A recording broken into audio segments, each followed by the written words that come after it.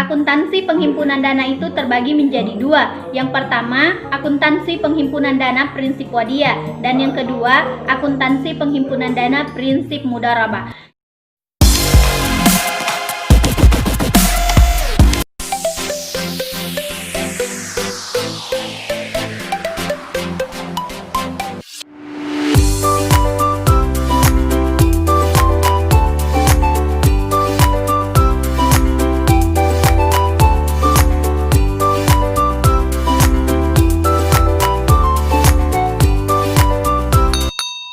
Bismillahirrahmanirrahim. Assalamualaikum warahmatullahi wabarakatuh.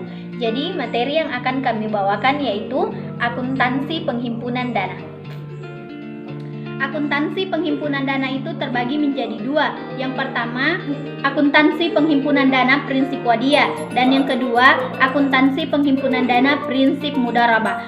Yang pertama ini, akuntansi penghimpunan dana prinsip wadiyah dapat diartikan sebagai titipan dari suatu pihak ke pihak lain, baik individu maupun badan hukum yang harus dijaga dan dikembalikan kapan saja si penyimpan menghendakinya. Tujuan dari si penyimpan tersebut adalah untuk menjaga keselamatan barang itu dari kehilangan, kemusnahan, kecurian, dan sebagainya. Jadi, yang dimaksud dengan barang di sini adalah sesuatu yang berharga seperti uang, dokumen, surat berharga, dan barang lainnya yang berharga di sisi Islam. Jenis wadiyah. Jenis wadiyah terbagi menjadi dua. Ada wadiyah yad al-amanah, merupakan titipan murni barang yang dititipkan, tidak boleh digunakan, diambil manfaatnya oleh penitip. Sewaktu-waktu titipan dikembalikan harus dalam keadaan utuh, baik nilai maupun fisik barangnya. Jika selama dalam penitipan terjadi kerusakan, maka pihak yang menerima titipan harus bertanggung jawab dengan dikenakan biaya titipan. Yang kedua, wadiyah yad ad-dhamanah, merupakan penerima titipan diberi izin untuk menggunakan dan mengambil manfaat dari titipan tersebut. Penyimpan mempunyai kewajiban untuk bertanggung jawab terhadap kehilangan atau kerusakan barang tersebut. Yang kedua, penghimpunan dana dengan prinsip mudharabah.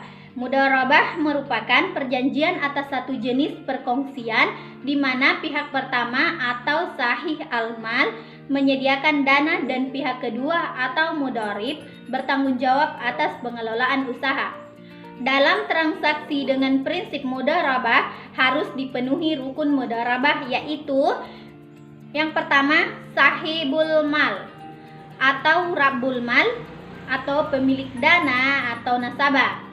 Yang kedua, mudharib atau pengelola dana atau pengusaha atau bank. Yang ketiga, amal atau usaha atau pekerjaan. Yang keempat yaitu ijab kabul. Adapun jenis mudharabah yang terbagi menjadi dua.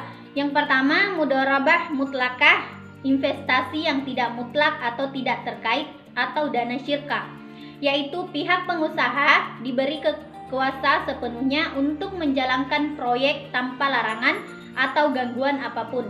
Yang kedua, mudharabah muqaidah atau muqayyada, investasi yang terkait, yaitu pemilik dana membatasi atau memberikan syarat kepada mudharabah dalam pengelolaan dana, seperti misalnya hanya untuk melakukan mudharabah di bidang tertentu saja. Standar akuntansi, pengakuan dana dan pengukuran terbagi menjadi 5. Yang pertama, dana yang diterima dari pemilik dana dalam akad mudharabah diakui dana syirka temporer sebesar jumlah kas atau nilai wajar aset non-kas yang diterima. Yang kedua, pengelola dana mengakui pendapatan atas penyaluran dana syirka temporer secara bruto sebelum dikurangi dengan hak bagian pemilik dana. Yang ketiga, bagian hasil mudharabah dapat dilakukan dengan menggunakan dua prinsip, yaitu bagi laba dan bagi hasil. Yang keempat, hak pihak ketiga atas bagi hasil dana syirka temporer yang sudah diumumkan dan belum dibagikan kepada pemilik dana diakui sebagai kewajiban sebesar bagi hasil yang menjadi porsi baik pemilik dana. Dan yang kelima, kerugian yang diakibatkan oleh kesalahan atau kelalaian pengelola dana diakui sebagai beban pengelola dana. Penyajian terbagi menjadi dua. Yang pertama, pemilik dana menyajikan investasi mudharabah dalam laporan keuangan sebesar nilai tercatat. Yang kedua, pengelola dana menyajikan transaksi mudharabah dalam laporan keuangan. Pengungkapan juga terbagi menjadi dua. Yang pertama, pemilik dana mengungkapkan hal-hal terkait transaksi mudharabah tetapi tidak terbatas. Dan yang kedua, pengelola dana mengungkapkan hal-hal terkait transaksi mudharabah tetapi tidak terbatas. Menjelaskan sedikit tentang poin ketiga, yaitu perlakuan akuntansi dan contoh kasus. Akuntansi penghimpunan dana wadiah, contohnya seperti pada tanggal 1 Agustus 2008 diterima setoran tunai pembukaan giro wadiah atas nama Kohar sebesar 20 juta rupiah. Atas transaksi di atas akan mengakibatkan perubahan buku besar dan posisi neraca, di mana pada buku besar jumlah rekening Kohar terletak di saldo normal kredit sebesar 20 juta rupiah.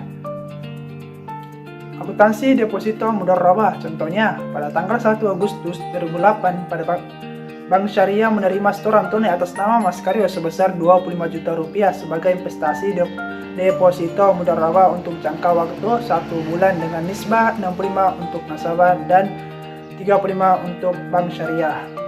Dari transaksi tersebut akan mengaruhi perubahan buku besar dan posisi neraca, di mana pada buku besar jumlah rekening Mas Karyo terdapat di saldo normal kredit dengan saldo sebesar 25 juta rupiah dan debit sebesar 25 juta rupiah. Sekian. Oke guys, jadi itulah tadi penjelasan mengenai akuntansi penghimpunan dana. Jika ada saran, kritik, atau pertanyaan, silahkan komentar di bawah ya. Terima kasih.